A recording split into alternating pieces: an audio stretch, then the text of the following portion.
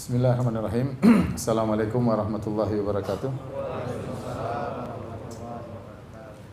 Alhamdulillahi ala ihsani wa syukru lahu ala taufiqihi wa amtinani wa asyhadu an la ilaha illallah wahdahu la syarika lahu ta'ziman li sya'ni wa asyhadu anna Muhammadan abduhu wa rasuluhu da'ila ridwanih. Allahumma shalli alaihi wa ala alihi wa ashabihi wa ikhwanih. Hadirin dan hadirat yang dirahmati oleh Allah Subhanahu wa taala. Insyaallah mulai malam hari ini kita akan membahas tentang sirah Nabi Muhammad sallallahu alaihi wasallam, ya.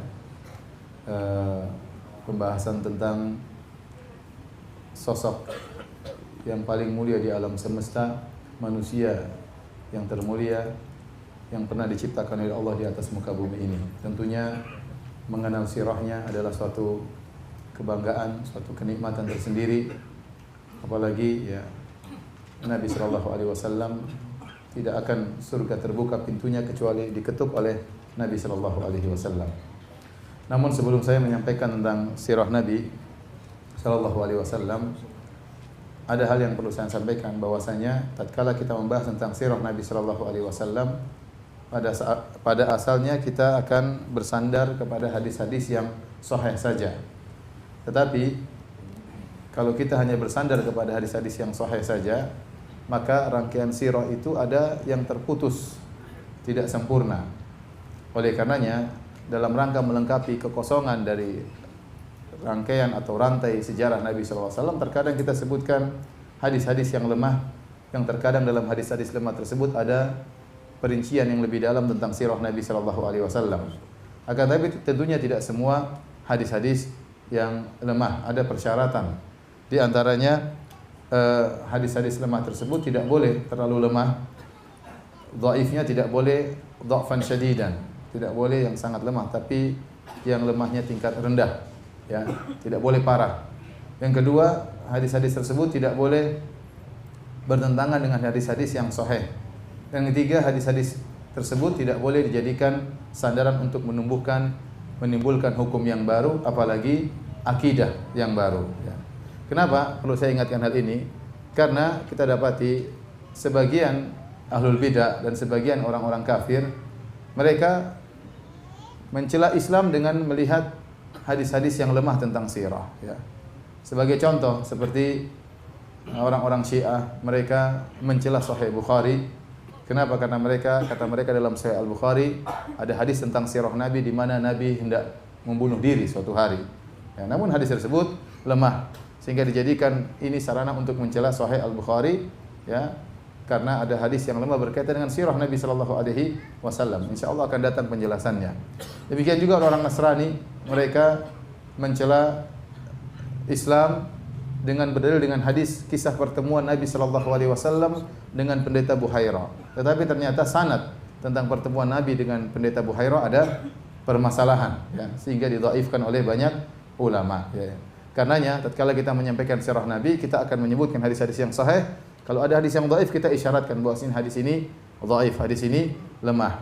Dan memang para ulama kalau untuk masalah sirah Nabi sallallahu alaihi wasallam, mereka tidak terlalu ketat dalam masalah kriteria hadisnya. Saya bacakan perkataan Al-Imam Ahmad, ya, di mana beliau pernah menyampaikan demikian juga para ulama yang lain, ya.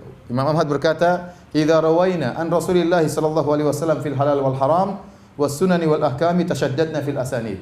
Kalau kami meriwayatkan hadis-hadis Nabi yang berkaitan tentang halal dan haram, tentang hukum, tentang sunan dan ahkam, tentang hukum-hukum, tashaddadna fil asanid, maka kami kenceng dalam mengkritiki sanad, ya. Karena ini berkaitan dengan hukum baru, ya, masalah fikih, maka kita kenceng dalam masalah sanad. Wa idza rawaina 'ainin Nabi sallallahu alaihi wasallam fi fadail a'mal wa ma la yad'u hukman wa la ya'rifu wa la yarfa'uhu tasahalna fil asanid. Tapi kalau kita meriwayatkan hadis ternyata hanya berkaitan dengan keutamaan amal saleh, amal salehnya sudah ada, cuma berkaitan dengan pahalanya, maka kami tidak terlalu kencang dalam masalah ini. Demikian juga perkara-perkara yang tidak menimbulkan hukum yang baru atau menghilangkan hukum yang baru. Makanya kalau perkara sirah ada perincian tetapi tidak menimbulkan hukum yang baru, maka tidak mengapa kita sebutkan sebagian hadis-hadis yang ternyata sanadnya lemah. Karena kalau kita meriwayatkan sirah hanya sahih saja, maka sirah hanya sedikit. Syekh Albani rahimahullahu taala beliau membuat buku judulnya Sirah An-Nabawiyah As-Sahihah atau As-Sirah As-Sahihah. Sirah Nabi yang hanya berdasarkan hadis-hadis yang sahih. Ternyata beliau hanya mengumpulkan sekitar 200 halaman saja. Itu pun tulisannya besar-besar. Artinya, ya kalau sirah hanya dibatasi dengan hadis-hadis yang sahih tok, maka hanya sedikit. Oleh karenanya para ulama bergampang-gampangan tentang masalah sirah. Kalau ada perincian selama tidak berkaitan dengan hukum, maka mereka sebutkan meskipun sanadnya lemah dengan syarat tidak terlalu lemah, tidak terlalu parah. Yang kedua, tidak bertentangan dengan hadis yang sahih. Yang ketiga, tidak menimbulkan hukum, apalagi menimbulkan akidah yang baru. Baik, hadirin dan hadirat yang dirahmati oleh Allah Subhanahu wa taala. Ternyata para salaf dahulu mereka memiliki perhatian besar dalam belajar sirah Nabi sallallahu alaihi wasallam. Seperti dinukilkan dari Ali Zainal Abidin, yaitu cucunya Ali bin Abi Thalib, yaitu Ali bin Husain bin Ali bin Abi Thalib radhiyallahu taala anhum ajma'in. Beliau pernah berkata, "Kunna nu'allamu maghaziyan Nabi sallallahu alaihi wasallam wa sarayahu kama nu'allamu surata minal Qur'an." Kami dahulu diajari, ya, kami dahulu diajari oleh orang tua kami, oleh para ulama kami tentang sejarah Nabi sallallahu alaihi wasallam, tentang peperangan-peperangan Nabi sallallahu alaihi wasallam. Sebagaimana kami diajari tentang Al-Qur'an, ya. Jadi mereka dahulu diajari tentang sirah Nabi sebagaimana diajari tentang Al-Qur'an. Kita tahu kalau seorang guru mengajarkan Al-Qur'an, maka dia sangat perhatian bagaimana sang anak bisa mengerti tentang Al-Quran, menghafal Al-Quran, mempelajari ayat-ayatnya, mempelajari tafsirnya. Demikian juga kami diajari tentang sirah Nabi sallallahu alaihi wasallam. Jadi perhatian para salaf tentang sirah luar biasa. Mereka mengajarkan sirah sebagaimana mereka mengajarkan Al-Quran. Demikian juga Az-Zuhri, seorang tabi'in, ya, Ibnu Syihab, dia pernah berkata, "Fi ilmil maghazi ilmul akhirati wad dunya." Dalam ilmu sirah, dalam peperangan Nabi sallallahu alaihi wasallam terdapat ilmu dunia dan juga ilmu berkaitan dengan akhirat. Ibnul Jauzi rahimahullah pernah berkata, "Ra'aitul istighala bil fiqhi wa sama'il hadits la yakadu yakfi fi salahil qalbi illa an yumzaja bir raqa'iqi wan nadhari fi siyaris salafis salihin." Menurut saya melihat bahwasanya belajar fikih saja, belajar hadis saja, saya rasa tidak cukup untuk perbaiki hati seseorang. Ya, kalau orang hanya belajar fikih, belajar hadis saja, terkadang ya dia kaku, terkadang hatinya keras, ya. Ya, belajar fikih, belajar khilaf-khilaf, terkadang hatinya keras. Maka perlu dicampur dengan masalah raqaiq, masalah yang menimbulkan kelembutan hati. Demikian juga membaca tentang sirah para salafus salihin. Ya, para salafus salih. Ini berkata Ibnu Jauzi. Jadi belajar di sirah itu penting, ya. Tatkala kita belajar tentang sirah, kita lihat bagaimana perjuangan para sahabat, bagaimana perjuangan Nabi sallallahu alaihi wasallam, maka ini menggerakkan hati kita untuk semangat beribadah. Semakin meyakinkan kita bahwasanya kehidupan dunia hanyalah sementara, ya. Bagaimana perjuangan mereka dan membuat kita tidak ujub, tidak bangga. Kita tahu ternyata kita tidak ada apa-apanya dibandingkan dengan para salaf dahulu, ya. Dan banyak pelajaran yang bisa kita ambil dari mempelajari sejarah orang-orang terdahulu. Beliau juga berkata, Ibnul Jauzi rahimahullah, "Wa aslul usuli al-ilmu." Pokok dari segala yang pokok adalah ilmu. Wa anfa'ul ulumi, dan ilmu yang paling bermanfaat an-nadharu fi siyari Rasul sallallahu alaihi wasallam, dan ilmu yang paling bermanfaat adalah mempelajari sirah Nabi sallallahu alaihi wasallam. Ini yang berkata Ibnul Jauzi, ya. Dia berkata ilmu yang paling bermanfaat adalah mempelajari sirah Nabi sallallahu alaihi wasallam. Para hadirin dan hadirat yang dirahmati oleh Allah Subhanahu wa taala, terlebih lagi ternyata dalam sirah Nabi banyak pelajaran yang bisa kita ambil, masalah akidah, masalah akhlak, masalah adab, masalah fikih. Seorang yang faqih kalau dia tidak paham tentang sirah, terkadang dia salah mengambil istinbat hukum. Terkadang dia salah dalam masalah nasikh wal mansukh. Mana yang lebih dahulu, mana yang terakhir. Kalau dia tidak mengetahui sejarah Nabi sallallahu alaihi wasallam secara berurutan. Terkadang dia baca hadis, ternyata hadis ini sudah mansukh. Ya, kalau dia tidak tahu sirah, dia akan salah dalam hal ini. Oleh karenanya Al-Khatib Al-Baghdadi rahimahullah pernah berkata, "Tata'allaqu bimaghazi Rasulillah sallallahu alaihi wasallam ahkamun katsirah, fayajibu katbuha wal hifdzu laha." Sungguh sirah Nabi berkaitan dengan banyak hukum-hukum. Oleh karenanya wajib untuk mencatat sirah Nabi sallallahu alaihi wasallam dan wajib untuk menjaga sirah Nabi sallallahu alaihi wasallam. Ibnu Abbas radhiyallahu ta'ala anhuma pernah membuat kajian tentang sirah, satu sore sampai malam isinya sirah Nabi sallallahu alaihi wasallam. Sebagaimana diriwayatkan dari Ubaidillah bin Utbah, beliau berkata, "Wa laqad kunna nahdhuru indahu fayuhaddithuna al-ashiyata kullaha fil maghazi." Kami pernah menghadiri kajian Ibnu Abbas radhiyallahu ta'ala anhuma maka dari waktu sore sampai malam kajiannya seluruhnya tentang peperangan Nabi sallallahu alaihi wasallam. Hadirin hadirat yang dirahmati oleh Allah Subhanahu wa taala. Yang kita pelajari bukan sembarang orang, yang kita pelajari adalah orang yang terbaik di alam semesta ini.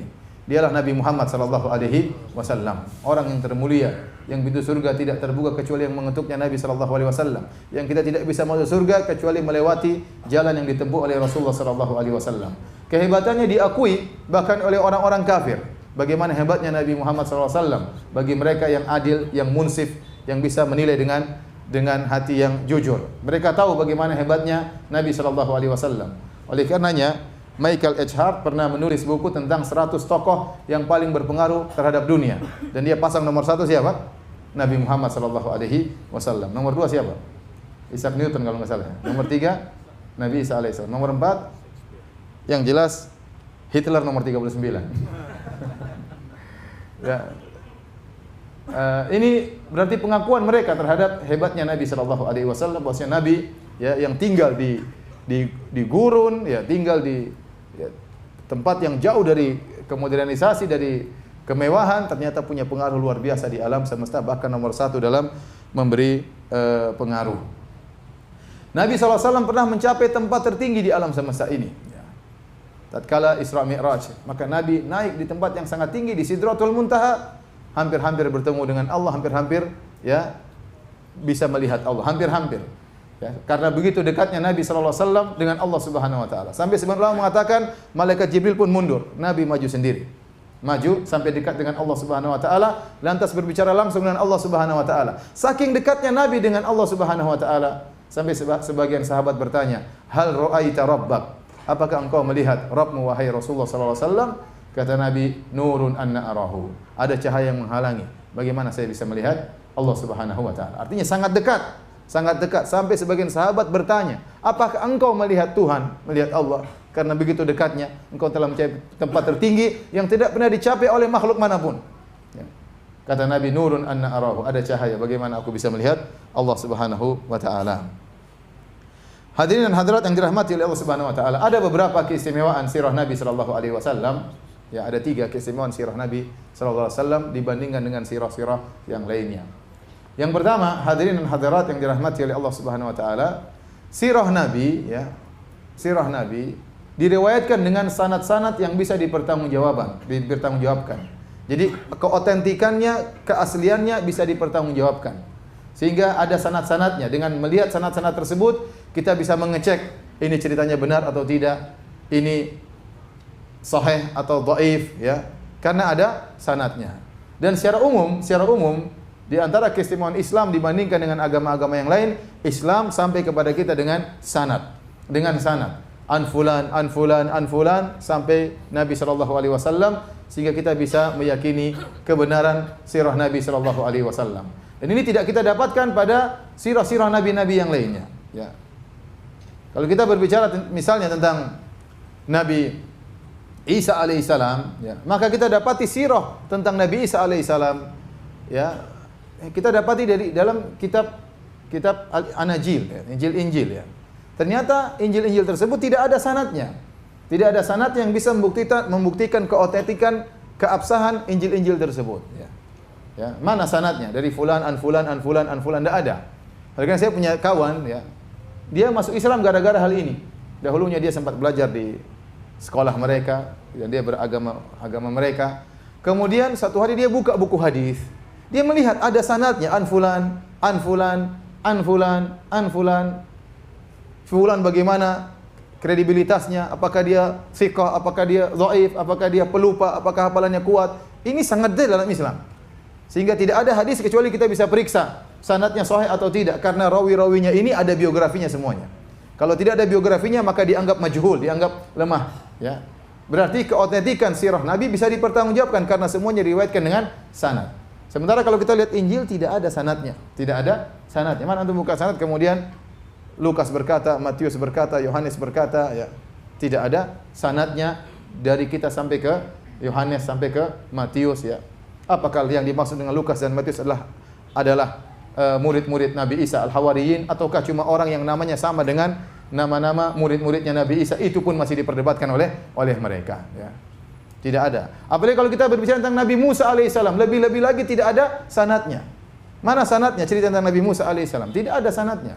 Oleh karenanya keistimewaan Islam dibandingkan agama yang lain, Islam sampai kepada kita, Al-Quran maupun hadis maupun sirah Nabi SAW, semuanya dengan sanad. Kalau sampai tanpa sanad, maka orang bisa berbicara seenaknya. Ya. Contoh tentang kisah misalnya Sunan Kalijaga, ya, bertapa di pinggir kali, ya. Kemudian tahu-tahu jadi sunan. Kemudian tubuhnya penuh dengan lumut, ya. Tidak makan, tidak minum, bahkan tidak sholat. Kemudian tiba-tiba jadi sunan. Kita bilang, mana sanadnya? Saya tidak percaya dengan cerita tersebut. Mana sanadnya? Kalau ada yang bisa datangkan sanadnya, baru saya percaya. Kalau enggak ada, maka kita katakan katanya. Katanya. Ya. Mana sanadnya? Dari Paijo, dari Juminten, dari siapa namanya? Bagio dan yang lainnya. Enggak ada. Sehingga kita tidak bisa membuktikan keotentikan sejarah tentang kisah Sunan Kalijaga tersebut. Kenapa? Karena tidak ada sanadnya. Kalau tanpa sanad semua orang bisa berbicara. Saya bisa bilang kakek saya dulu bisa terbang. Ya. Mana sanadnya? Ya, enggak ada. Katanya begitu ya. Dan itu banyak tersebar hikayat-hikayat katanya dan katanya. Tidak bisa kita buktikan apa? Secara otentik tentang keaslian kisah tersebut. Kenapa? Karena diriwayatkan tanpa sanad. Adapun Islam dijaga oleh Allah Subhanahu wa taala karena adalah agama yang terakhir, maka seluruh ajaran yang sampai kepada kita ada sanadnya, bisa dipertanggungjawabkan. Ini yang pertama, keistimewaan sirah Nabi, semuanya diriwayatkan dengan sanad. Yang kedua, ya, keistimewaan sirah Nabi sallallahu alaihi wasallam lengkap. Kalau antum baca tentang sirah Nabi, antum dapati bukan sejak lahir Nabi, bahkan sebelum lahirnya Nabi sudah dibicarakan oleh para ulama. Di antaranya tentang kejadian tentara bergajah yang dihancurkan oleh Allah Subhanahu wa taala, ya. Kemudian kisah-kisah sebelum lahir Nabi sallallahu alaihi wasallam. Ya, irhasat, yaitu tanda-tanda Allah akan memunculkan seorang nabi terakhir, kejadian-kejadian yang aneh. Kemudian dari lahir Nabi sallallahu alaihi wasallam sampai wafatnya Nabi sallallahu alaihi wasallam, lengkap sirah Nabi sallallahu alaihi wasallam.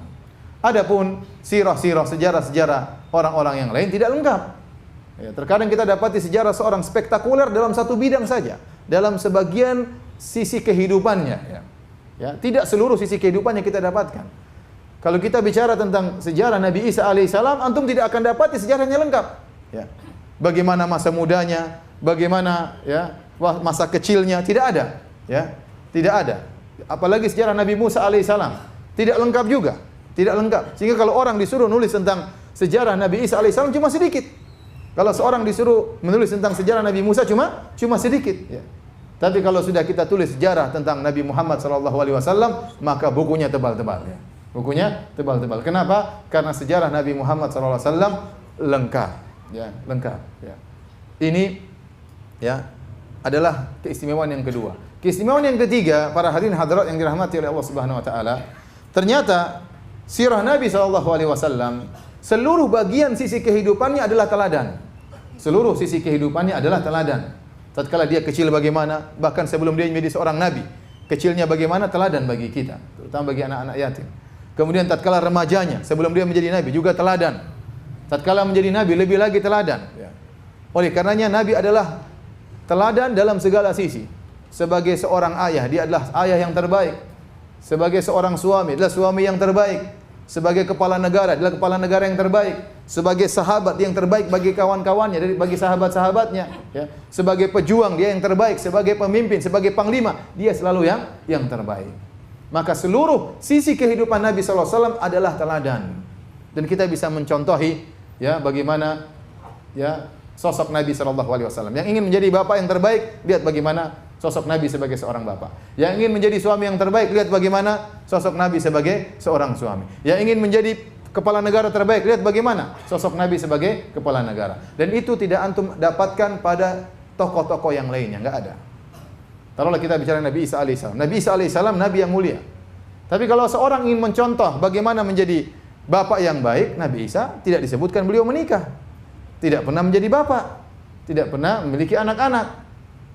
Bagaimana menjadi suami yang terbaik? Tidak bisa mencontohi Nabi Isa. Nabi Isa tidak punya istri, tidak disebutkan beliau punya istri. Bagaimana mencontohi ya, kepala negara yang terbaik? Tidak ada kisah Nabi Isa menjadi kepala negara. Bahkan dia ditangkap, bahkan diyakini oleh mereka disalib meskipun dia tidak disalib ya. Sehingga terputus. Tidak ada contohnya. Demikian juga Nabi Musa alaihissalam. Kita tidak dapati sirah dia secara lengkap sehingga tidak bisa kita tiru bagaimana kehidupan beliau alaihissalam secara utuh. Berbeda dengan Nabi sallallahu alaihi wasallam. Seluruh kehidupannya adalah teladan bagi umatnya. Oleh karenanya Allah Subhanahu wa taala bersumpah tentang akhlak Nabi sallallahu alaihi wasallam. Allah puji, kata Allah, wa innaka la ala khuluqin azim. Sungguhnya engkau berada di atas perangai yang agung, ya. Bahkan Allah bersumpah dengan hidup Nabi sallallahu alaihi wasallam. La amruka innahum la fi sakratihim ya'mahun. Kata Allah, demi umurmu wahai Muhammad, sungguhnya mereka dalam kemabukan, dalam syahwat mereka. Ini Allah bercerita tentang kisah kaum Nabi Lut alaihissalam. Jadi dalam surat Al-Hijr Allah sebutkan tentang kisah kaum Nabi Lut yang mereka datang kepada Nabi Lut untuk meminta tamu-tamu Nabi Lut. Tamu-tamu Nabi Lut alaihissalam adalah malaikat Jibril dan teman-temannya yang menjelma menjadi lelaki-laki yang tampan. Lelaki-laki yang sangat tampan kemudian bertamu di rumahnya Nabi Lut. Akhirnya istrinya Nabi Lut kabarkan kepada orang-orang, ada orang-orang tampan datang ke rumahku. Karena mereka praktisi homoseksual semuanya, maka mereka datang. Yuhra'una ilaih. Mereka datang dengan penuh syahwat, datang ke Nabi Lut, minta agar diserahkan tamu-tamu tersebut. Nabi Lut berkata, haula'i dhaifi fala tafdhahun. Wahai kaumku, ini tamu-tamuku, jangan kalian bikin malu sama saya. Tamu-tamu saya hormati, bagaimana saya serahkan tamu-tamu saya kepada kalian. Kemudian Nabi Lut berkata, haula'i banati in kuntum fa'ilin. Kalau kalian ingin melampiaskan syahwat kalian, nikahilah putri-putriku, siap. Mereka siap untuk dinikahi. Ya. Kemudian mereka tidak mau. Mereka enggan, mereka inginnya bertemu dengan para laki yang tampan tersebut. Mereka tidak tahu ternyata itu azab yang Allah kirimkan bagi mereka. Kata Allah, la amruka innahum la fi sakratihim ya'mahun. Demi umurmu wahai Muhammad, sungguhnya mereka terombang-ambing dalam kesesatan, dalam syahwat mereka yang bergejolak, ya. Anehnya waktu Allah bersumpah, padahal dalam surat ini bercerita tentang Nabi Lut alaihissalam. Tetapi ternyata waktu Allah bersumpah dengan umur Nabi Muhammad sallallahu alaihi wasallam. Jadi konteks cerita tentang Nabi Lut, tentang kaum Nabi Lut, cerita tentang Nabi Lut alaihissalam. Tapi waktu Allah bersumpah, Allah mengatakan la amruka, demi umurmu wahai Muhammad sallallahu alaihi wasallam. Ya. Ini menunjukkan Allah mengagungkan umur Nabi sallallahu alaihi wasallam dan tidak pernah Allah bersumpah dengan kehidupan seorang kecuali kehidupan Nabi Muhammad sallallahu alaihi wasallam. Kenapa Allah bersumpah dengan umur dan kehidupan Nabi sallallahu alaihi wasallam? Karena setiap sisi dari umur Nabi sallallahu alaihi wasallam adalah teladan. Tidak ada umur Nabi yang lewat sia-sia, enggak ada. Semuanya contoh. Semuanya contoh. Kalau kita banyak umur kita yang lewat sia-sia, lewat jalan-jalan sini maksiat sana, maksiat sini, pacaran sana, pacaran sini, ngibulin orang sana, ngibulin orang sini. Banyak umur yang sia-sia. Nabi Muhammad SAW seluruh umurnya adalah teladan. Sehingga Allah bersumpah dengan umur Nabi sallallahu alaihi wasallam. Hadirin dan hadirat yang dirahmati oleh Allah Subhanahu wa taala, oleh karenanya kata Ibnu Hazm rahimahullahu taala bahwasanya sirah Nabi itu adalah mukjizat secara tersendiri. Kita tahu bahwasanya mukjizat Nabi sallallahu alaihi wasallam banyak, ya. Isra Mi'raj mukjizat Nabi sallallahu alaihi wasallam. Air keluar dari tangan beliau mukjizat Nabi sallallahu alaihi wasallam. Nabi memegang makanan bertasbih kepada Nabi sallallahu alaihi wasallam. Terdengar oleh para sahabat tasbih makanan tersebut. Nabi melewati sebuah batu tersebut mengucapkan salam. Assalamualaikum ya Rasulullah. Mukjizat Nabi sallallahu alaihi wasallam sangat banyak, ya. Tetapi di antara mukjizat juga Al-Qur'anul Karim. Di antara sekian banyak mukjizat tersebut, kata Ibnu Hazm rahimahullahu taala, adalah sirah Nabi sallallahu alaihi wasallam. Kehidupan Nabi itu sendiri adalah mukjizat. Seandainya tidak ada mukjizat selain sirah Nabi, kecuali hanya sirah Nabi, maka sudah cukup. Kata Ibnu Hazm dalam kitabnya Al-Fisal fil Milal wal Ahwa wan Nihal, fa inna sirata Muhammadin sallallahu alaihi wasallam liman tadabbaraha taqtadi tasdiqahu daruratan wa tashhadu lahu bi annahu Rasulullah sallallahu alaihi wasallam haqqan falau lam takun lahu mu'jizatun ghairu siratihi sallallahu alaihi wasallam lakafa. Kata beliau, sungguhnya sirah Nabi sallallahu alaihi wasallam, barang siapa yang mengamatinya, barang siapa yang mempelajari sirah Nabi, maka dia pasti membenarkan Muhammad adalah utusan Allah Subhanahu wa taala. Pasti. Ya, pasti. Seandainya tidak ada mukjizat dari Nabi kecuali mukjizat sirahnya, maka sudah cukup untuk membuktikan bahwasanya dia adalah seorang Rasulullah sallallahu alaihi wasallam. Oleh karena kalau kita pelajari sirah Nabi sallallahu alaihi wasallam, semuanya adalah teladan, ya. Sebagai contoh sederhana, ya. dalam masalah peperangan. Ya. Kita tahu para sahabat beraninya luar biasa. Keberanian mereka tidak kita ragukan. Apalagi Ali bin Abi Thalib terkenal sangat pemberani. Ya. Terkenal sangat pemberani. Ya, waktu Nabi SAW berhijrah, ya, maka yang tidur di tempat tidurnya Nabi adalah Ali bin Abi Thalib. Padahal ada orang-orang ingin masuk dan ingin menikam Nabi SAW. Maka Ali bin Abi Thalib bertarung dengan maut menggantikan posisi tidur Nabi SAW. Dan ini sangat berbahaya. Bisa jadi musuh datang kemudian tikam tiba-tiba ternyata bukan Muhammad, ternyata siapa? Ali bin Abi Thalib. Ali bin Abi Thalib yang luar biasa keberaniannya, nanti akan kita lewati dalam sirah-sirah Nabi. Beliau sendiri pernah berkata, "Kunna idhah marral ba'su wa laqiyal qaumul qauma ittaqaina bi Rasulillah sallallahu alaihi wasallam. Fama yakunu minna ahadun adna minal qaumi minhu." Kami kalau sudah masuk dalam medan pertempuran, musuh sudah bercampur aduk antara musuh dengan kaum muslimin, kondisi ihmarra, dalam kondisi sangat gawat, maka kami berlindung di balik Nabi sallallahu alaihi wasallam.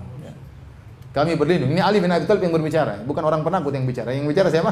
Ali bin Abi Thalib. Kalau sudah kondisi sangat gawat, kami berlindung di balik Nabi sallallahu alaihi wasallam, dan tidak seorang pun yang lebih dekat dengan musuh kecuali Rasulullah sallallahu alaihi wasallam. Bahkan dalam masalah keberanian Rasulullah SAW nomor 1. Nanti kita akan bicara, ya, entah pertemuan ke-30 ya, mungkin ya, kalau sampai tentang perang Hunain. Perang Hunain. Dalam perang Hunain Rasulullah SAW berjalan dengan para sahabat. Mereka terjebak dalam satu lembah. Tiba-tiba pasukan kaum musyrikin menghujani anak panah kepada mereka. Maka para sahabat kabur waktu itu, kabur karena mereka terjebak. Mereka kabur.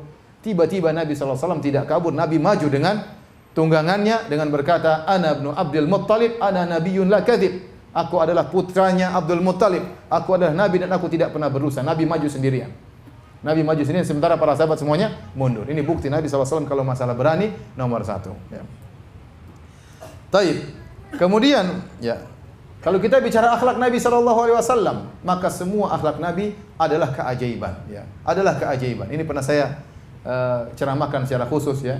Judulnya Mukjizat Akhlak Rasulullah SAW. Kenapa? Karena akhlak Nabi memang mukjizat, ajaib.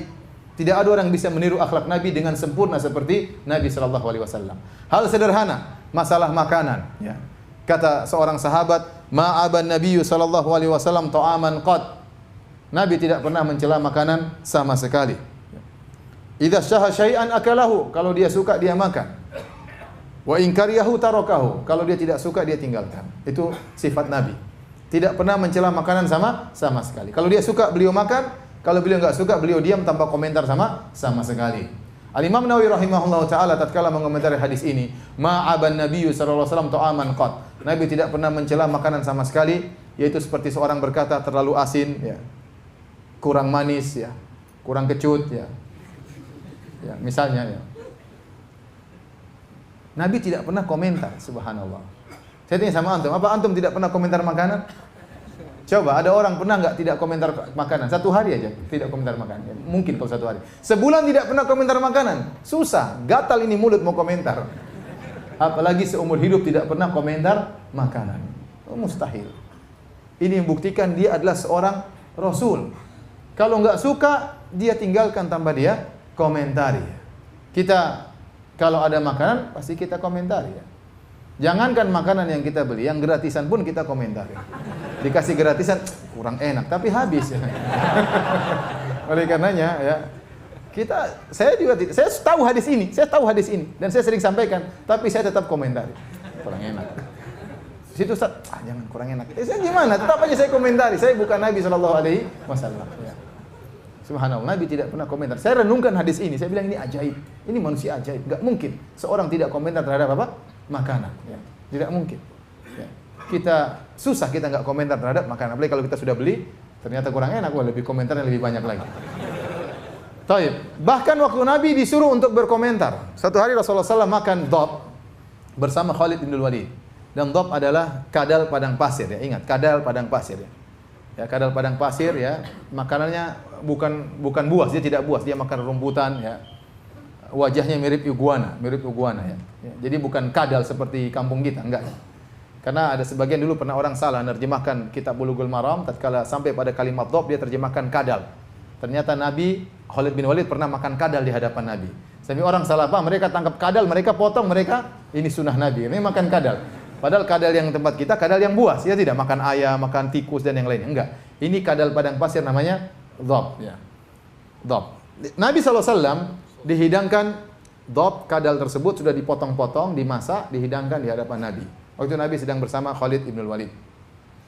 Waktu Nabi mau makan, sebagian istri Nabi kasih tahu, "Ya Rasulullah, wahai suamiku, itu dhab." Oh, dhab. Nabi tidak tahu kalau itu dhab karena sudah dipotong. Akhirnya Rasulullah SAW tidak makan. Rasulullah SAW diam saja. Khalid bin Walid mulai makan dhab, makan dengan lahapnya dia makan. Waktu melihat Nabi SAW tidak makan, maka Khalid bin Walid bertanya kepada Nabi SAW, "Aharamun hu ya Rasulullah?" Anda tidak makan ya Rasulullah, dhab. Apakah dhab hukumnya haram? Ya. Lihat, Nabi sekarang diminta untuk komentar. Rasulullah biasanya kalau tidak suka diam aja. Sekarang beliau diam, Khalid tanya, "Kenapa Anda tidak makan?" Kan repot jawabnya. Disuruh komentar ya. Mungkin kalau kita, aduh, ente gimana? Ustadz kok dikasih kadal? Ada kambing, ada ayam, kadal dikasih sama Ustadz ya. Tapi Nabi SAW, tatkala disuruh komentar, beliau komentarnya dengan halus, yang tidak mencela makanan sama sekali. Kata beliau, "Lam yakun bi ardi qaumi fa ajidu afuhu." Kata dia, ini kadal tidak ada di kampungku, maka saya mendapati diriku tidak bisa memakan kadal. Jadi bilang apa? Tidak ada di kampungku. Kalau antum dikasih tempe enggak enak, antum bilang enggak ada di kampungku. Ada kampung banyak tempe. Jadi tatkala Nabi disuruh untuk komentar, ternyata dia bisa milih perkataan yang tidak mencela makanan tersebut. Dia mengatakan lam yakun bi ardi qaumi. Ini tidak ada di kampungku. Selesai.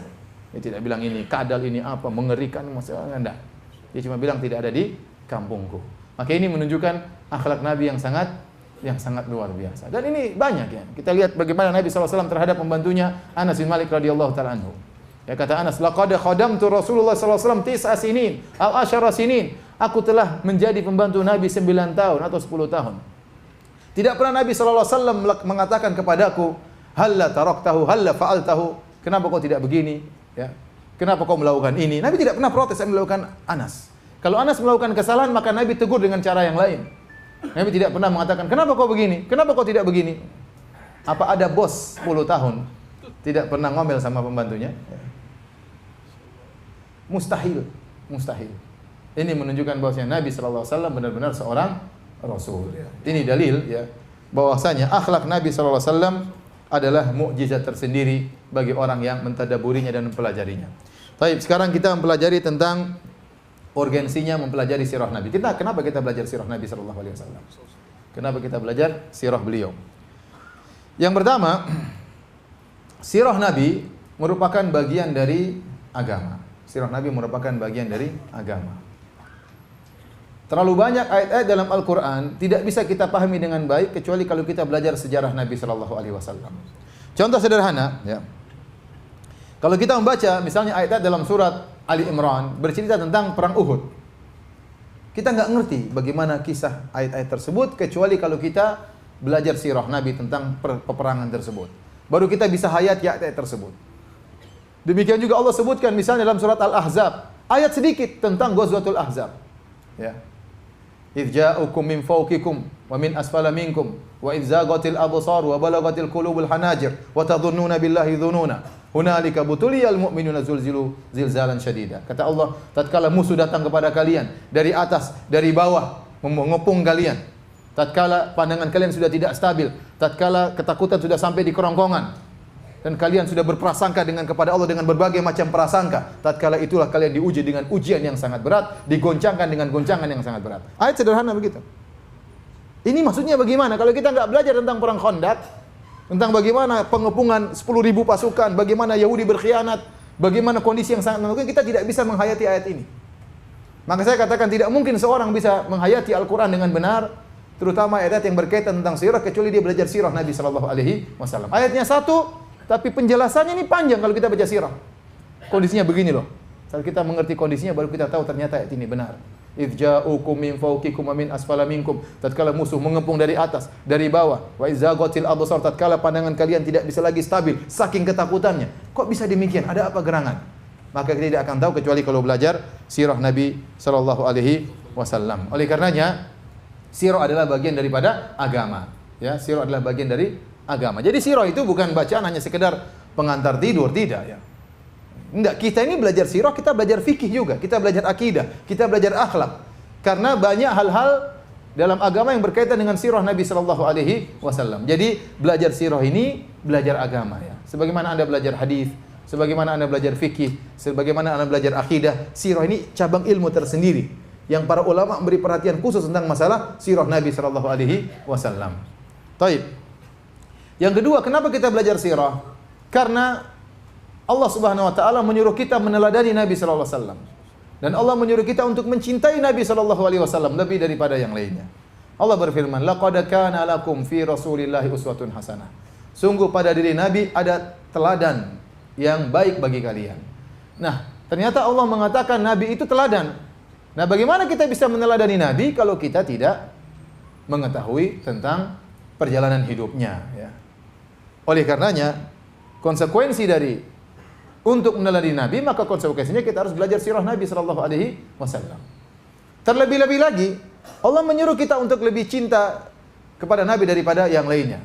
Qul in kana aba'ukum wa abna'ukum. Allah menyebutkan seandainya orang tua kalian, anak-anak kalian, keluarga kalian, istri-istri kalian, ya. Kemudian harta kalian, tempat tinggal kalian, kalian cintai daripada Allah dan Rasulnya, ya. Fatarabbasu, maka tunggulah perkara Allah Subhanahu wa taala. Jadi Allah melarang jangan sampai kita karena dunia, akhirnya kita lebih mencintai dunia daripada Allah dan Rasulnya. Allah menyuruh kita untuk lebih cinta kepada Nabi daripada seluruhnya. Apa kata Nabi SAW? La yu'minu ahadukum hatta akuna ahabba ilaihi min waladihi wa walidi wa nasi ajma'in.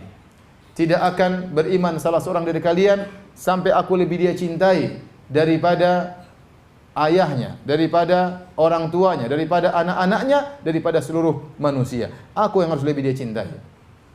Umar berkata dalam Sahih Al-Bukhari, la anta ahabbu ilayya min kulli syai'in illa min nafsi. Ya Rasulullah, sungguh engkau adalah orang yang paling aku cintai dari segala sesuatu kecuali diriku. Maksudnya Umar, saya lebih cinta diri saya daripada engkau wahai Rasulullah. Dan itu wajar manusiawi, orang lebih cinta pada dirinya daripada orang lain. Maka Nabi berkata, la ya Umar, belum sempurna iman wahai Umar, hatta akuna ahabba ilaika hatta min nafsik, sampai aku lebih kau cintai daripada dirimu sendiri. Maka Umar berkata, "Al-an ya Rasulullah, la anta ahabbu ilayya min kulli syai'in hatta min nafsi." Sekarang ya Rasulullah, aku lebih mencintai engkau daripada segala sesuatu, bahkan aku lebih cinta kepadamu daripada diriku sendiri. Dan itu dipraktikkan oleh para sahabat. Bagaimana mereka mengorbankan jiwa raga mereka di hadapan Nabi sallallahu alaihi wasallam. Waktu dalam perang Uhud Nabi berkata, ya, Nabi sallallahu alaihi wasallam menyampaikan kepada para sahabat, ya, man dafa'ahum anni fahuwa rafiqi fil jannah. Man yudafi'hum anni fahuwa rafiqi fil jannah. Nabi mengatakan barang siapa yang menolak musuh membelaku, maka dia akan menjadi temanku di surga. Maka para sahabat berebut-rebutan untuk mati di hadapan Nabi sallallahu alaihi wasallam. Mereka mengorbankan jiwa mereka, bagi mereka jiwa mereka murah dibandingkan dengan untuk membela Nabi sallallahu alaihi wasallam. Oleh karenanya, cinta kepada Nabi ini ibadah tersendiri. Ibadah tersendiri. Dalam satu hadis ada seorang Arab Badui datang kepada Nabi sallallahu alaihi wasallam. Kemudian dia berkata, "Ya Rasulullah, mata sa'ah?" Wahai Rasulullah, kapan tiba hari kiamat? Para sahabat kalau sudah ada orang Arab Badui datang mereka senang ya. Karena orang Arab Badui ini kalau nanya enggak pakai malu-malu ya. Para sahabat kalau mau nanya mereka malu, enggak enak sama Nabi karena Nabi karismatik, enggak enak nanya. Sehingga mereka terkadang ada permasalahan mereka simpan lama baru tanya kepada Nabi. Cari kesempatan pas untuk nanya kepada Nabi sallallahu alaihi wasallam. Kalau Arab Badui enggak. Datang, ya Rasulullah, langsung tanya. Kadang-kadang, wahai Muhammad, saya punya pertanyaan langsung. Ya, jadi mereka senang kalau ada Arab Badui. Ya. Terkadang juga ada Arab Badui di sini. Ya. Jadi dia bertanya, ya Rasulullah, mata sa'ah, ya Rasulullah, kapan hari kiamat? Rasulullah SAW tentunya tidak tahu kapan hari kiamat. Kata Rasulullah SAW, mal mas'ulu anha bi'alama minas sa'il. Kata Rasulullah SAW tidak tahu, ya. Karena waktu Jibril pernah bertanya kepada Nabi, ya Rasulullah, ya Muhammad akhbirni anis sa'ah. Jibril bertanya, ya Rasulullah, kabarkan kepadaku kapan hari kiamat. Kata Nabi, mal mas'ulu anha bi'alama minas sa'il. Yang ditanya tidak lebih tahu daripada yang bertanya. Artinya Jibril yang bertanya tidak tahu, yang ditanya Muhammad juga tidak tahu. Jadi Nabi SAW tidak tahu kapan hari kiamat. Ternyata ditanya kapan hari kiamat. Maka Rasulullah SAW balik bertanya kepada Arab Badui ini dengan pertanyaan yang bermanfaat. Kata Nabi, wa madza a'data laha? Apa yang kau siapkan untuk bertemu dengan hari kiamat tersebut? Hari kiamat pasti datang. Entah kiamat kubra, kita akan bertemu atau tidak, atau kita meninggal. Kalau sudah meninggal sudah tegak hari kiamat kita. Maka pertanyaannya, apa yang kau siapkan untuk bertemu dengan hari kiamat tersebut? Apa jawab Arab Badui tersebut? Ma'adatulaha bikathrati salatin wala siyamin wala sadaqah walakinni uhibbullaha wa rasulah. Kata dia, ya Rasulullah, saya persiapkan diriku bertemu dengan hari kiamat. Saya salat tapi salat saya tidak banyak. Arab Badui ini lugu ya, jujur. Saya salatku tidak banyak. Saya puasa sunnahku tidak banyak. Saya sedekahku tidak banyak. Tapi saya cinta kepada Allah dan Rasulnya. Saya cinta kepada Allah dan Rasulnya. Maka Rasulullah SAW berkata, ya, anta ma'aman ahbabta, kau akan dikumpulkan bersama orang yang kau cintai. Kalau kau cinta benar kepada Nabi dengan cinta yang benar, kau akan dikumpulkan bersama Nabi SAW. Anas bin Malik waktu mendengar hadis ini, maka beliau berkata, fama farihal muslimuna bi syai'in ba'dal Islam, ma farihu bihadzal hadis. Kaum muslimin tidak pernah bergembira seperti gembiranya mereka dapat Islam, ya, yang paling gembira tentunya Islam, masuk Islam. Kemudian yang kedua yang paling mereka gembira adalah mendengar hadis ini. Ternyata kalau seorang mencintai orang lain dengan cinta yang benar, akan dikumpulkan bersama orang tersebut. Maka Anas bin Malik berkata, fa ana uhibbun nabi wa Abu Bakrin wa Umar, ya, wa arju an akuna ma'ahum bi hubbi iyahum wa illa ma'amal bi mithli amalihim. Aku cinta kepada Nabi, aku cinta kepada Abu Bakar, dan aku cinta kepada Umar, dan aku berharap dikumpulkan bersama mereka meskipun aku tidak bisa beramal seperti mereka, namun karena aku cinta kepada mereka. Maka ini hadis yang paling membuat bahagia para sahabat. Barang siapa yang cinta kepada orang lain dengan cinta yang benar, maka akan dikumpulkan bersama mereka. Oleh karena hati-hati, jangan sembarangan meletakkan cinta. Bagaimana dengan orang yang cinta mati sama Bon Jovi misalnya? Pasang kemudian cinta mati, semua diikuti. Cinta mati bahaya, jangan sembarang mencintai. Kalau datang histeris, pingsan, bahaya, jangan sembarang mencintai. Jadi ternyata cinta kepada Nabi ibadah yang sangat mulia. Ibadah tersendiri sangat mulia, bisa menjadi bekal seorang untuk bertemu dengan Allah pada hari kiamat. Disebutkan dalam sebagian riwayat, kata Ibnu Hajar rahimahullah, ya, dalam riwayat yang lemah, ya, Arab Badui ini, itulah Arab Badui yang kemudian kencing di masjid. Hadis tentang Arab Badui kencing di masjid, hadisnya sahih.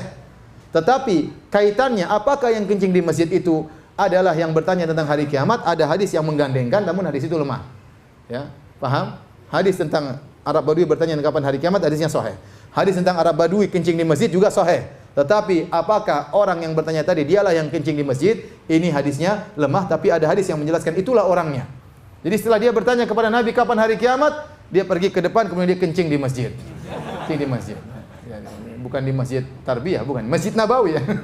Kencing di Masjid apa? Nabawi ya. Maka fabala fi ta'ifatil masjid, kemudian dia kencing di pojok masjid. Fazajarahun nas, orang teriak, "Woi, berhenti!" Orang teriak. Sahu, mereka berteriak, dalam riwayat sahu, mereka berteriak. Rasulullah SAW mengatakan, "Da'u, biarin, duduk, biarin. Santai aja." Jadi mereka sudah mau berdiri, mau nahan, Rasulullah bilang, "Jangan, biarin." Ya. Kenapa? Kalau ditahan bahaya, kalau dia kaget dia balik berhamburan berbahaya. Kalau disuruh berhenti juga kerannya ditutup tiba-tiba juga bahaya. Jadi Rasulullah biarin agar kencingnya fokus ya. Begitu dia selesai kencing, Rasulullah SAW minta didatangkan air, kemudian ditumpahkan air tersebut. Orang Arab Badui ini waktu lagi asik kencing, dia dengar orang teriak-teriak. Dia dengar Nabi bela dia. Biarin. Dia dengar atau tidak? Dia dengar. Maka dia sangat cinta kepada Nabi SAW. Dia berdoa kepada Allah, Allahumma arhamni wa Muhammadan wa la tarham ma'ana ghairana. Ya Allah, rahmati aku dan Muhammad saja, yang lain enggak usah. Maka Nabi SAW berkata, laqad hajjarta wasi'an, kau telah menyempitkan rahmat Allah yang begitu luas. Kenapa Arab Badui ini kagum dengan akhlak Nabi sallallahu alaihi wasallam? Baik. Masih ada waktu. Para hadirin Allah Subhanahu wa taala, bagaimana cara kita untuk cinta kepada Nabi dengan cinta yang sungguhnya? Tidak ada cara untuk mencintai seorang kecuali dengan mengenal orang tersebut lebih dekat. Apa kata pepatah Indonesia, tak kenal maka tak sayang. Banyak orang kalau kita bilang cinta sama Nabi, tapi dia tidak kenal siapa sosok Nabi. Apa sabda-sabdanya, bagaimana akhlaknya, apa wajangan-wajangannya, bagaimana sunnah-sunnahnya, tidak kenal dia. Dia ngaku cinta kepada Nabi. Dia bilang kalau ingin cinta kepada Nabi dengan cinta yang benar, kenalilah Nabi lebih dekat. Seorang bisa dicintai, kita lanjutkan habis sholat ya. Habis sholat. Bismillahirrahmanirrahim. Assalamualaikum warahmatullahi wabarakatuh. Alhamdulillah, salatu wassalamu ala Rasulillah wa ala alihi wa sahbihi wa wala. Kita lanjutkan tadi pada poin ya, bahwasanya Allah telah memerintahkan kita untuk mencintai Nabi daripada yang lainnya. Dan Nabi telah mengatakan, la yu'minu ahadukum hatta uhibba hatta yuhibba la yu'minu ahadukum hatta akuna ahabba ilaihi min waladihi wa walidihi wa nasi ajma'in. Tidaklah beriman salah seorang dari kalian sampai aku lebih dia cintai daripada orang tuanya, daripada anaknya dan daripada seluruh manusia. Maka untuk mencintai seseorang ada dua hal yang bisa membuat kita mencintainya. Yang pertama, karena orang tersebut memang indah atau mulia dari zatnya. Nabi SAW akhlaknya sangat mulia. Dengan kita mengenali akhlak mulia Nabi yang sangat indah, maka kita akan semakin mencintai Nabi SAW. Maka kita harus belajar tentang bagaimana akhlak Nabi, bagaimana perangai Nabi, bagaimana adab-adab Nabi. Semakin pelajari sirah Nabi SAW, maka kita akan semakin cinta kepada Nabi SAW. Ya. Kita lihat bagaimana ya dermawannya Nabi SAW. Ya. Dalam satu hadis dalam Sahih Muslim, ada seorang datang kepada Nabi SAW, fasa'ala minan Nabi SAW ghanaman bainal jabalain. Maka dia pun minta kepada Nabi kambing yang banyak, yaitu kambing satu lembah di antara dua gunung. Fa'atahu ghanaman bainal jabalain. Maka Nabi tatkala diminta kambing yang begitu banyak, ya, jadi kambing satu lembah di antara dua gunung. Ini adalah istilah bahasa Arab, artinya jumlah yang sangat banyak. Dia minta kambing dengan jumlah yang sangat banyak. Maka Nabi pun fa'atahu ghanaman bainal jabalain. Maka Nabi pun berikan dia kambing yang dia minta tersebut. Akhirnya orang ini pulang ke kampungnya, kemudian dia berkata, ya qaumi aslimu fa inna Muhammadan ya a'ta man lam yakhshal faqah. Wahai kaumku, masuklah kalian ke dalam Islam. Kalau ingin dapat kambing banyak seperti saya, masuk apa? Islam. Sungguhnya Muhammad itu kalau sudah beri sesuatu tidak pernah takut miskin. Sungguhnya Muhammad itu kalau sudah berikan sesuatu tidak pernah takut miskin. Buktinya saya minta kambing banyak ini dia kasih ya. Maka Nabi SAW kalau memberi sesuatu tidak pernah takut miskin. Demikian juga kisah Sofwan bin Umayyah bin Khalaf. Umayyah bin Khalaf adalah salah seorang gembong orang-orang Quraisy yang tewas setelah perang Badar. Dan dialah majikannya Bilal bin Rabah, yang dia menyiksa Bilal bin Rabah dengan siksaan yang luar biasa. Ya. Kemudian akhirnya dia tewas setelah perang Badar, dia dibunuh oleh Bilal. Ya. Bilal mengatakan, ma najautu in naja. Kata Bilal, saya yang mati atau dia yang mati. Akhirnya Bilal kemudian menikam tuan yang pernah menyiksanya dahulu. Anaknya Sofwan bin Umayyah dendam kepada Nabi SAW. Maka setiap dalam peperangan dia selalu menjadi pemimpin, ya, di antara banyak pemimpin pasukan kaum musyrikin untuk membunuh Nabi SAW. Dalam perang Uhud dia ikut, dalam perang Khandaq dia ikut, ya, untuk membunuh Nabi SAW karena dendamnya kepada Nabi atas tewasnya ayahnya Umayyah bin Khalaf. Sampai akhirnya tatkala Nabi menaklukkan kota Mekah tahun 8 Hijriyah, banyak orang-orang kafir Quraisy akhirnya tunduk kepada Nabi dan akhirnya masuk Islam.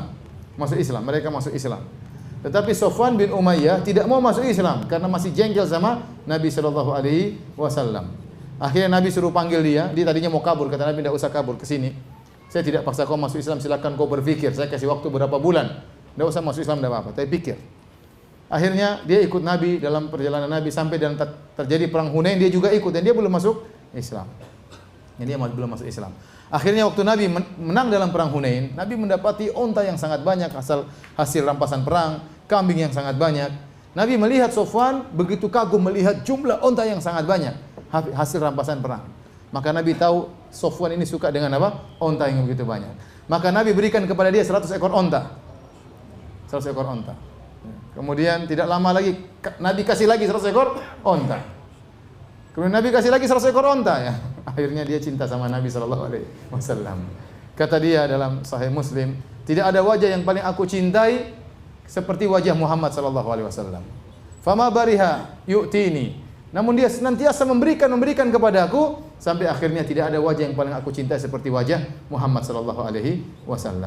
Jadi lihatlah bagaimana akhlak Nabi SAW, memberikan, ya, tanpa pernah takut miskin, ya. Dan kalau antum ingin mencontohi Nabi, silakan. Kalau ada orang benci sama antum kasih mobil, ya. Mungkin kebenciannya berkurang. Kasih mobil lagi kedua kali.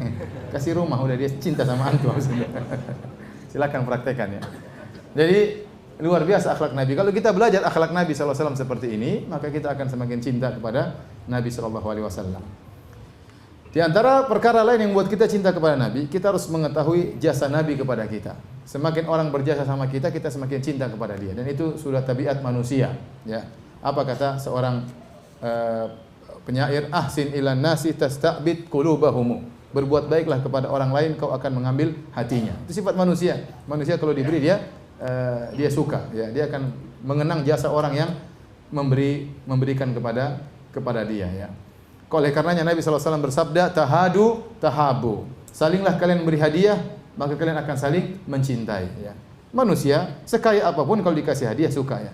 Ya, dikasih hadiah. Terkadang bukan dia perlu, tapi namanya hadiah dia suka dikasih sama orang. Maka kalau kita tahu jasa orang lain sama kita akan cinta sama dia. Makanya, ya, seorang suami terkadang semakin cinta kepada istrinya tatkala dia tahu bagaimana jasa istrinya yang telah mengandung anaknya, ya, kemudian repot mengurus anak-anaknya, ya, yang telah menyiapkan makanan baginya, yang mengurus rumah tangga. Tatkala dia mengenang jasa istrinya, dia semakin cinta kepada istrinya. Jadi kita bisa mencintai seorang dengan mengenang jasa yang dia berikan kepada kita. Wajarlah, sederhana. Kita punya teman dua. Satunya kalau ngajak-ngajak tidak pernah ngajak kita makan gratis. Satunya kalau ngajak selalu traktir kita gratis. Kita cinta yang mana? Teman-teman. Ada kita punya teman dua, teman dekat. Satunya kalau ngajak, ayo kita makan. Ayo Firanda makan. Saya makan suruh bayar sendiri. Satunya kalau ngajak makan, makan, dibawakan, terus dia bayarin. Kita cinta yang mana? Yang kedua, wajar, otomatis manusiawi, ya.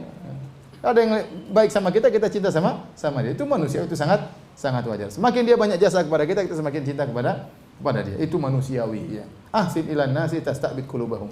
Berbuat baiklah kepada manusia, kau akan mengambil hatinya. Nah, jasa yang paling besar bagi kita di alam semesta ini jasanya Nabi sallallahu alaihi wasallam. Kenapa saya katakan demikian? Karena dengan kita mengikuti petunjuk Nabi, kita akan meraih kebahagiaan di dunia, terlebih lagi kebahagiaan di akhirat. Orang kalau tidak mengikuti petunjuk Nabi, dia tidak bahagia. Semakin dia menjalankan syariat Nabi, semakin menjalankan sunnah Nabi, dia semakin bahagia. Semakin bahagia. Itu di dunia, ya.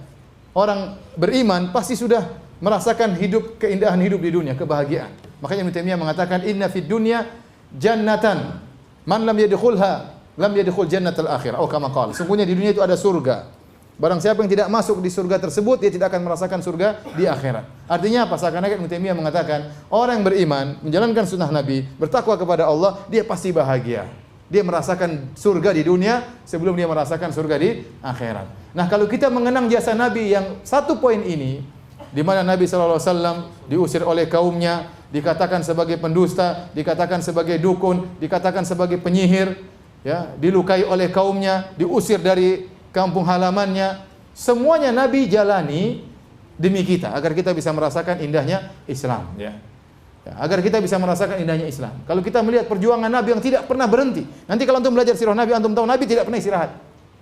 Sejak Allah berkata kepada dia, "Qum fa'anzir," bangunlah, beri peringatan. Nabi tidak pernah beristirahat sampai dia meninggal dunia.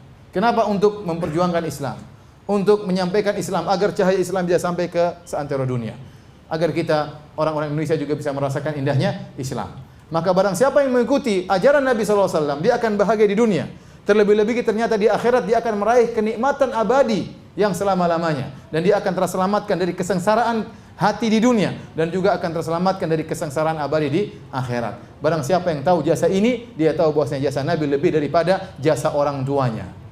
Ya, lebih daripada jasa orang tuanya. Maka dia mengerti kenapa Nabi mengatakan, kamu harus lebih cinta kepada saya daripada kedua orang tuamu, daripada anak-anakmu, dan daripada dirimu sendiri. Jadi tidak mungkin kita bisa mengenal jasa Nabi kecuali kita belajar sirah Nabi sallallahu alaihi wasallam, sehingga kita bisa lebih cinta kepada Nabi dengan cinta yang sesungguhnya. Demikian para hadirin dan hadirat yang dirahmati oleh Allah Subhanahu wa taala, kajian kita untuk sesi perdana ini tentang sirah Nabi sallallahu alaihi wasallam. Insyaallah Rabu-Rabu berikutnya kita akan lanjutkan pada sesi yang kedua. Ustadz, apa nama buku-buku sirah yang muktamad untuk dibaca? Kalau saya anjurkan yang bisa bahasa Arab, buku sirah yang baik diantaranya adalah Sirah An-Nabawiyah As-Sahihah, ya, itu karangan Dr. Akram Al-Umar, ya. Itu menjadi muqarrar atau kurikulum di Universitas Islam Madinah. Dulu saya belajar waktu saya di kuliah hadis S1 saya belajar buku ini karena ini menjadi muqarrar, jadi kurikulum bagi kita, maka kita harus baca. Ini buku bagus. Dia berusaha mengumpulkan hadis-hadis yang sahih, hadis-hadis yang dhaif, maka dia jelaskan ini dhaif, ini enggak bisa dijadikan hujjah, ini dhaif tapi bisa digunakan dalam sirah, ya. Buku 2 jilid. Ini bagi yang bisa bahasa Arab. Kalau tidak bisa bahasa Arab, maka beli terjemahan, ya.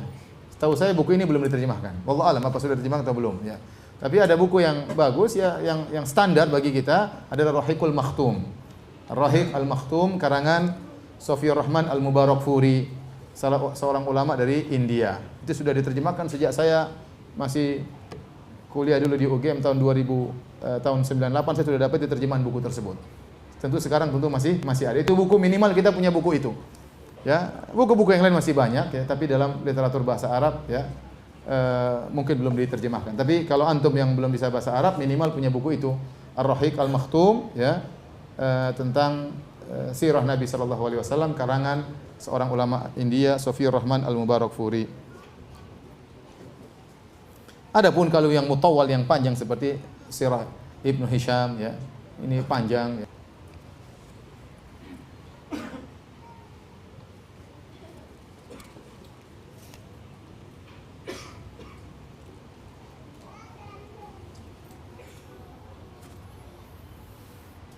Saya mau tanya bagaimana hukumnya imam yang selalu membaca surat Asy-Syarah, Alam Nashrah Laka Sadrak dan surat Al-Fil, ya, di salat berjamaah di waktu maghrib saja, dan selalu dibaca di waktu salat maghrib dan tidak pernah membaca surat yang lain. Nah, ini saya juga nggak tahu kok bisa demikian, ya.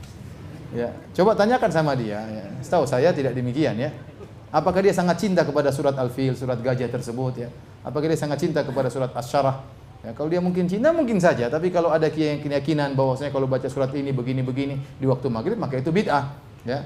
Tapi kita nggak tahu, mungkin dia suka dengan surat tersebut. Tapi tanyakan saja, Pak Imam, ini kayaknya nggak pernah rubah suratnya, ada apa gerangannya? Nggak apa-apa, ya. Atau mungkin dia nggak punya hafalan kecuali 2 surat itu, husnuzon saya. Tapi nggak apa-apa. Kalau sah saja, ya. Nggak ada masalah. Cuma coba tanya kalau ingin tahu. Kalau enggak ya enggak apa-apa.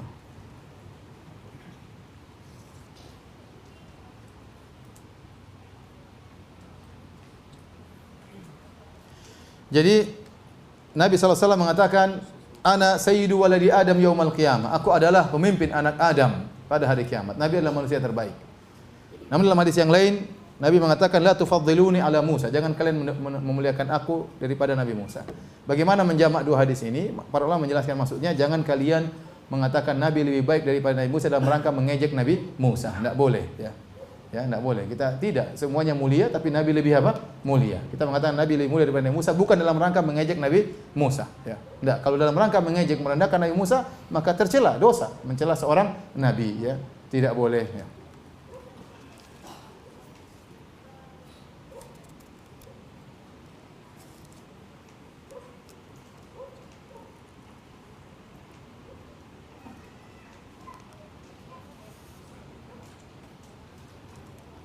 Di kantor saya setiap hari selalu di setel radio yang ada musiknya. Sedangkan saya tahu mendengarkan musik itu tidak boleh. Saya sudah berusaha untuk mengecilkan volume radio tersebut. Namun manajer saya membesarkan kembali volume radio tersebut. Bagaimana sikap saya? Ya sudah, ya. Ya, antum sudah kecilkan, dia besar. Ini urusan dia dengan Allah Subhanahu wa taala. Ya, kecuali ente yang jadi manajer. Tapi Anda bukan manajer, ya sudah, mau apa lagi?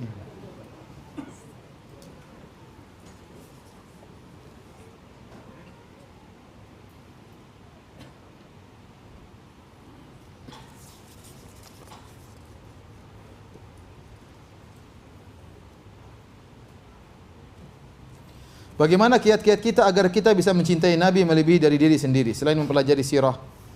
Caranya kita menjalankan sunnah Nabi. Semakin kita jalankan sunnah Nabi, semakin cinta kepada Nabi. Kita ini sunnah Nabi, ini sunnah Nabi. Selalu kita demikian. Kenapa saya begini? Ini sunnah Nabi. Kenapa saya begini? Ini sunnah Nabi. Kata Sufyan Ats-Tsauri rahimahullah, "Law istata'ta alla tahuka ra'saka illa bisunnah faf'al." Kalau kau mampu tidak menggaruk kepalamu kecuali ada dalilnya, lakukan. Artinya tidak ada dalilnya, silakan garuk saja. Tapi kalau bisa setiap yang kau lakukan ada dalilnya. Ya, begini, kenapa? Nabi begini. Maka semakin kita menjalankan sunnah Nabi, maka semakin kita cinta kepada Rasulullah sallallahu alaihi wasallam.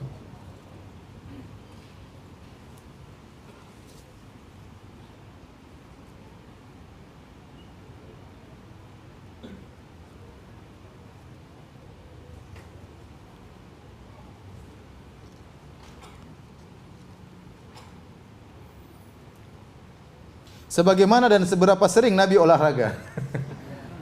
Nabi tiap hari olahraga ya, jalan ke sana, jalan ke sini, ke masjid, perang, jihad, ya olahraga nggak berhenti-berhenti. Tapi maksud antum kalau jogging ya, saya nggak pernah dapat hadis ya, kecuali Nabi pernah lari sama Aisyah radhiyallahu taala anha ya. Jadi Nabi, kehidupan mereka sahabat dahulu membuat mereka tetap selalu apa? Berolahraga. Mereka jangan dibayangkan seperti kita ya. Mereka setiap hari jalan, setiap kali gerak, mungkin pegang onta, pegang kuda, ini semua butuh apa? Butuh energi. Ya, maka meskipun tidak usah latihan, mereka sendiri sudah apa? Berolahraga. Mungkin mereka punya latihan khusus seperti berenang, mana mungkin ya. Tetapi secara umum hari-hari mereka berisi dengan olahraga. Tapi kalau kita tanya, Ustadz Nabi setiap hari jogging, saya nggak tahu dalilnya. Setiap hari treadmill belum ada gitu. Tapi Nabi kehidupan dia mengkonsekuensikan dia selalu dalam kondisi apa? Bergerak, ya, kondisi bergerak.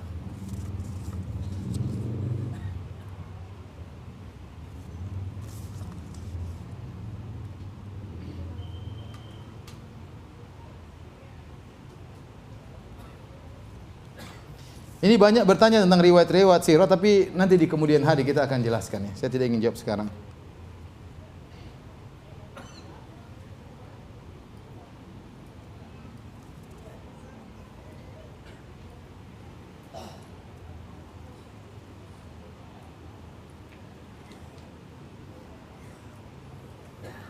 Dari hadis tentang Nabi tidak pernah mencela makanan, bagaimana jika kita telah mengikuti hadis di atas hingga akhirnya yang memberi makanan bertanya, misal istri, karena makanan tersebut tidak kita makan. Jadi istri sudah kasih makanan, terus ditanya, gimana? Kenapa enggak makan? Apa jawaban kita? Tidak ada di kampungku. Ini semua di kampung ada, nasi, tempe, kangkung. Ya antum carilah kata-kata yang baik ya. Ya, lagi apa ke atau bilang aja enak tapi bagaimana? Ya susah memang kalau menerapkan hadis Nabi, susah ya. Itu susah. Ya, mungkin kita tidak bisa. Ini tidak haram mengomentari, tidak. Ini hanya menjelaskan tentang bagaimana tingginya budi pekerti Nabi sallallahu alaihi wasallam. Sampai makanan pun tidak pernah beliau cela ya. Jadi kalau antum bilang sayang, masya Allah makannya enak tapi kurang garam, kan bisa aja ya. Kok lebih enak yang kemarin sayang, ini ada ya, bisa jadi yang buat sayang tidak tersinggung ya.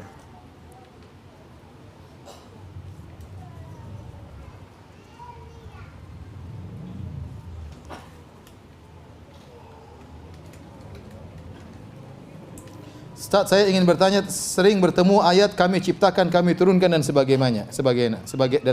Apa yang dimaksud dengan kami? Jadi kami dalam bahasa Arab bisa artinya pengagungan meskipun yang berbicara satu. Ya. Sebagaimana bahasa Indonesia, kita juga terkadang mengatakan kami. Maksudnya apa? Saya sendiri, kami yang ini, padahal maksudnya saya satu orang. Jadi kami tidak berarti harus banyak orang. Yang kedua, ini yang pertama. Yang kedua, terkadang Allah menyebutkan kami, maksudnya malaikat. Contoh, Allah berfirman dalam surat Al-Qiyamah, "Fa idza qara'nahu fattabi' Qur'anah." Kalau kami bacakan Al-Quran, wahai Muhammad, maka ikutilah. Yang baca siapa? Malaikat Jibril. Yang mentalkin Nabi, mendikte Nabi Al-Quran siapa? Allah atau Malaikat Jibril? Malaikat Jibril. Tapi Allah mengatakan, فَإِذَا قَرَأْنَاهُ kalau kami bacakan Al-Quran, ikutilah wahai Muhammad. Ini dalil bahwasanya kami di situ maksudnya apa? Malaikat. Ya, malaikat. Ya. Demikian juga dalam ayat yang lain, misalnya Allah berfirman, Walaqad khalaqnal insana wa na'lamu ma tuwaswisu bihi nafsuhu wa nahnu aqrabu ilaihi min hablil warid idh yatalaqqal mutalaqiyani 'anil yamini wa 'anil shimali qa'id ma yalfidhu min qawlin illa ladayhi raqibun atid. Sungguh kami telah menciptakan manusia ya. Dan kami telah mengetahui wa na'lamu ma tuwaswisu bihi nafsuhu, dan apa yang dibicarakan oleh jiwanya kami tahu. Kemudian kata Allah, wa nahnu aqrabu ilaihi min hablil warid, dan kami lebih dekat kepada dia daripada urat nadinya. Kami lebih dekat. Kami di sini maksudnya apa kata para malaikat? Karena setelah itu Allah berfirman, "Idz yatalaqqal mutalaqiyani." Tatkala dua malaikat mencatat dari kanan dan kiri. Jadi kami lebih dekat tatkala malaikat. Berarti kami di situ maksudnya apa para malaikat. Jadi Allah tatkala mengatakan kami, bisa jadi maksudnya Allah tunggal, tetapi dalam bentuk pengagungan, dan ini juga digunakan dalam bahasa Indonesia. Kita bilang kami, terkadang kami lebih hebat daripada sekedar mengatakan saya, ya, lebih penghormatan kami. Atau kami di situ maksudnya adalah anak buah Allah, yaitu para malaikat. Dan anehnya sekarang sebagian non muslim mengkritiki orang Islam dari sisi ini. Tuh Allah bilang kami, berarti Allah juga apa? Berbilang. Padahal orang-orang Arab dahulu, Abu Jahal, Abu Lahab yang pakar bahasa Arab, tidak pernah mencela Islam dari sisi ini. Karena mereka tahu bahasa Arab kalau bilang nahnu, kami tidak mesti menunjukkan berbilang. Paham? Kenapa mereka mengkritik kami? Karena mereka nggak ngerti bahasa Arab. Kalau itu adalah celaan bagi tauhid, pasti Abu Jahal sudah protes. Muhammad, ente bilang tauhid, kenapa ente bilang Allah bilang kami?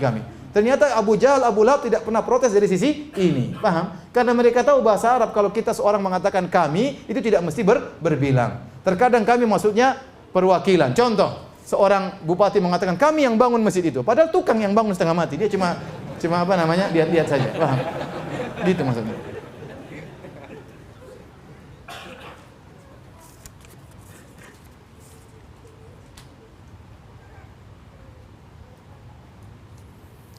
Saya sering baca dengar kisah meninggalnya Rasulullah SAW, namun ada kisah yang ia meninggal di pangkuan Fatimah. Enggak benar, ini hadis dustanya orang Syiah. Nabi meninggal di pangkuan siapa? Aisyah. Nabi SAW dirawat oleh istri-istrinya. Sampai akhirnya di menjelang meninggal Nabi mengatakan, Aina ana godan, besok saya dirawat di mana? Besok saya dirawat di mana? Yuridu yauma Aisyah. Nabi ingin dirawat di rumah Aisyah. Akhirnya istri-istri Nabi yang lain paham. Mereka mengorbankan jatah nginap mereka, semuanya diberikan kepada Aisyah. Kenapa? Nabi lagi sakit parah dan Nabi ingin dirawat di rumah Aisyah. Sampai akhirnya Nabi meninggal di pangkuan Aisyah radhiyallahu taala anha.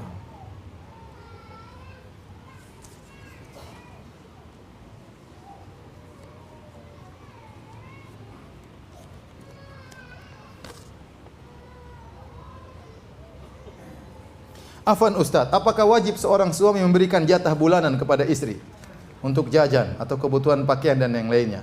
Atau cukup nafkah makanan? Karena sejak nikah saya tidak bekerja lagi. Saya selalu ingat sama orang tua saya karena waktu saya sendiri saya selalu menyisihkan uang untuk bantu orang tua saya. Kalau enggak dikasih ya tidak pernah berani minta ke suami. Dan saya pernah sekali dikasih tapi saya kembalikan ke suami. Atau apa ini? Tapi sekarang tidak. Saya mau ikhtiar dagang tapi masih tahap perencanaan. Bagaimana pendapat Ustaz? Setahu saya ya, yang wajib bagi suami adalah memberikan ya kebutuhan sandang pangan apa? Papan ya. Kata Allah, liyunfik dzu sa'atin min sa'atihi wa man qudira 'alaihi rizquhu falyunfik mimma atahullah. Hendaknya seorang memberikan nafkah kepada istrinya sesuai dengan kemampuannya. Kalau dia ternyata orang kaya, berikan kepada istrinya. Ya, berikan makanan, berikan minuman, pakaian, berikan emas, berikan uang jajan. Kalau dia memang punya uang berlebihan. Tapi kalau ternyata memang rezekinya sempit, maka kata Allah falyunfik mimma atahullah, maka dia berikan sesuai dengan kemampuannya ya. Seorang suami yang baik tentunya memotivasi istrinya untuk berbakti kepada kedua orang tuanya. Maka dia sisihkan uang untuk diberikan kepada mertuanya. Tentunya itu yang terbaik ya. Tapi kalau dikatakan wajib, saya tidak berani mengatakan apa? Wajib ya. Ya tapi suami istri tidak mengapa bilang kepada suami, "Mas, saya ingin berbakti sama orang tua, bisakah kau bantu?" ya. Dengan kata-kata yang lembut sambil dipijit-pijit ya. Insya Allah dikasih ya. Tapi kalau mas itu gimana? Ya enggak dikasih. Makanya sampaikan secara baik-baik ya. Insya Allah suami yang soleh akan membantu istrinya berbakti kepada kedua orang tuanya. Demikian kajian kita, kurang lebihnya saya mohon maaf. Kita mengkafatul majlis, subhanakallahumma bihamdik, asyhadu an la ilaha illa anta, astaghfiruka wa atubu ilaik. Assalamualaikum warahmatullahi wabarakatuh.